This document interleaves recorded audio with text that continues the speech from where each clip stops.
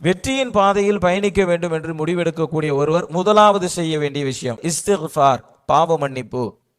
பாவ மன்னிப்பினுடைய நிபந்தனைகளோடு பாவ மன்னிப்பை கோருவது, செய்த தவறை தவறு என்று உணர்ந்து கை செய்தப்படுவது, மீண்டும் அந்த பாவத்தை செய்ய மாட்டேன் என்று உறுதி எடுப்பது, அல்லாஹ்விடத்திலே மன்னிப்பு கோருவது, மன்னிப்பான் என்று முழுமையாக நம்புவது. இந்த 4 அம்சங்களோடு ஒரு தௌபா செய்யப்படும் என்று சொன்னால் அதுதான் பரிபூர்ணமான தௌபா. அத்தௌபத்து நஸ்வஹா என்பதாக சொல்வாங்க.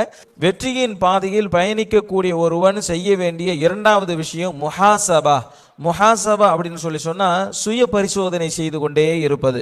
ஒவ்வொரு நாளும் ஒவ்வொரு காரியமும் செய்து முடித்ததற்கு பிறகு சுய பரிசோதனை செய்து கொள்ள வேண்டும், முஹாசபா செய்து கொள்ள வேண்டும் அப்படின்னு சொல்லி இமாம் அவங்க சொல்றாங்க. ஹஸரத் உமர் ரலியல்லாஹு தஆலா அன்ஹு அவங்க சொன்ன ரொம்ப பிரபலமான ஒரு வாசகம் இருக்கு. ஹாசிபு கப்ல அன் துஹாசபு, நீ விசாரிக்கப்படுவதற்கு முன்னால் உன்னை நீயே விசாரணை செய்து கொள். இது ஹஸரத் உமர் ரலியல்லாஹு தஆலா அன்ஹு அவங்களுடைய ரொம்ப ஃபேமஸான வார்த்தை. இது வெற்றியின் வழியில் பயணிக்கக்கூடிய ஒருவன் மூன்றாவதாக மேற்கொள்ள வேண்டிய விஷயம் முஜாஹதா. முஜாஹதா அப்படிங்கிறது நஃப்ஸோடு போராடுவது.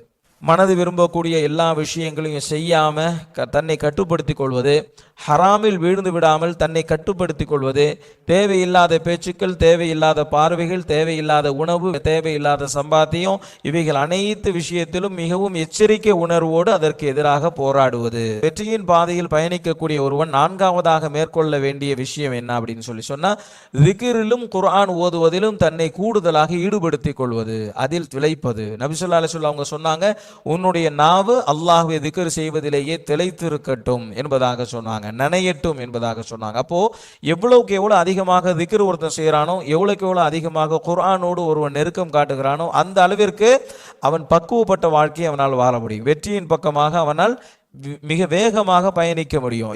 ஐந்தாவது இமாம் அவங்க சொல்றாங்க, நல்லவர்களினுடைய தோழமை. கெட்டவர்களின் சகவாசத்திலிருந்து தன்னை தற்காத்து கொள்வது, கெட்ட சூழலிலிருந்து தன்னை தற்காத்து கொள்வது, அதோடு சேர்ந்து நல்லவர்களோடு, இறையச்சம் உள்ளவர்களோடு, மார்க்க ஞானம் உள்ளவர்களோடு தோழமையை ஏற்படுத்திக் கொள்வது, நற்சூழலை ஏற்படுத்திக் கொள்வது. இது ஐந்தாவது விஷயம். நஃப்ஸ் சீரானால் கல்பு தூய்மையாகும். கல்பு தூய்மையானால் ரூஹில் ஒளி ஏற்பட்டு விடும். ரூஹில் ஒளி ஏற்பட்டு விட்டது என்று சொன்னால் அவன் வெற்றியின் இலக்கை அடைந்து விடுவான்.